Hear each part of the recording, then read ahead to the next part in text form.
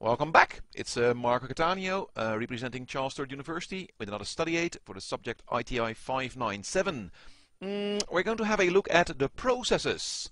And we're going to start with the process demand management, and more specifically, we're going to look at the objective of demand management.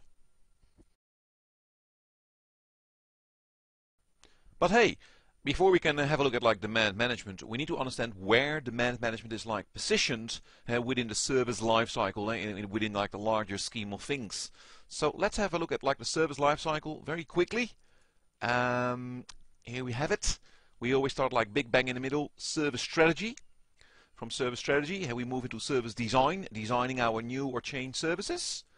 Then we have to make the change, release the change, deploy the change via service transition, maintain it via service operation, and apply continuous improvement via the continual service improvement processes. So what's our focus? Well, for the next couple of sessions, our focus will be the volume service strategy, which contains a number of processes, of which we are going to look at a number of them.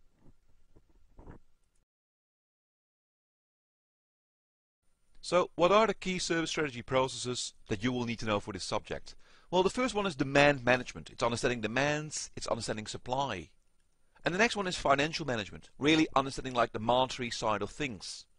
There is a lot more, don't get me wrong, there's a lot more, but really, these are the only two service strategy processes that you will need to know if you want to pass your ITIL V3 foundation exam. The other processes are covered in the more advanced subjects.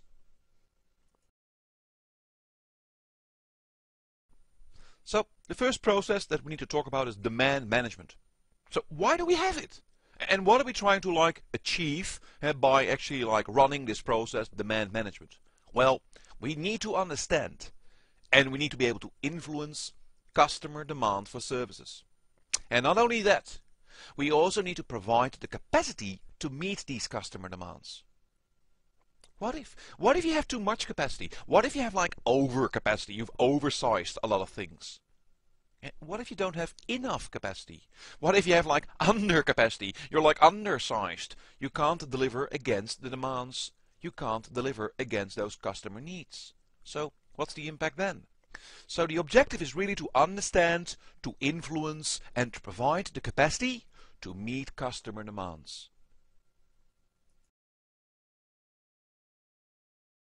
So let's look at a couple of case studies. For this example, let's try to understand ITP.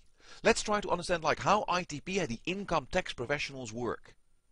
What times of the year are they busy? Best statements? Your annual tax return? What type of IT services are used by these people? And when do they use them? And for example, when do they need additional capacity? Well, surely somewhere in July they may need additional capacity because all of a sudden we're all going through our tax returns. So we need to understand how the business runs to understand what IT needs to deliver.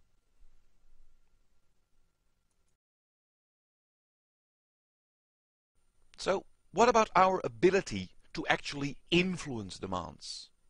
Hey, look at Taronga Zoo. What if all schools want to visit Taronga Zoo at the same time? Are we able to influence that? Are we able to influence surely in the summer it will be busier than in winter. Can we somehow motivate people, for example, to visit the zoo in winter? Well, maybe we can. Maybe by just dropping the price a little bit, or having special events, people may also visit the zoo in winter a little bit more. So yes, we can influence demand for services.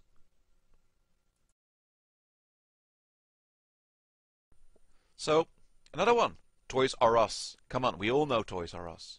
So when are we actually, as IT, when do we need to provide services? When can we make changes? When can we do additional stuff? Well, surely Toys R Us will be extremely busy, I think, in the months November, December and January. So surely that's where the company most likely will have a need for additional IT services. And surely in the month of December, Toys R Us don't want IT to mess around, for example, with the point of sale systems. So again, it's all about understanding, influencing, and then being able to provide services against those demands. You, Muskie, practice what you preach. Yeah, it's all about understanding, of course, like the objective of demand management or demand management. Hey, how does demand management apply to like your average family? See if you can actually add some more examples to the ones like provided below. What about demand for like lawn mowing services? Storing food in your fridge? What about medical services? Can, are like lawn mowing services, is that more likely to be used like in summer? Are medical services not more likely to be used in winter? And how easy is it to predict the demand for those services? Try to add some more examples to the list here. Yeah, what's up, Buck? It's a simple question. Hey, which one of the following examples is a good example of like demand management? Answer A. Increase IT capacity because you've got some spare budget. Answer B. Increase IT capacity because there's a valid customer need for it. Answer C. Increase IT capacity because the IT vendor tells you to. And answer D. Increase IT capacity because everyone else does. Hey, I'll give you a couple of seconds to think about the answer and then we'll move on.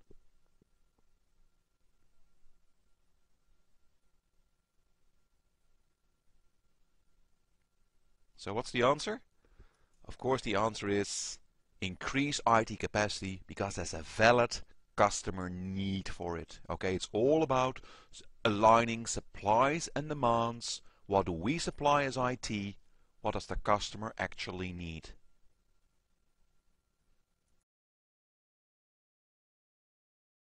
Yeah, next topic. We're going to look at like the challenges in managing demand for especially or specifically services.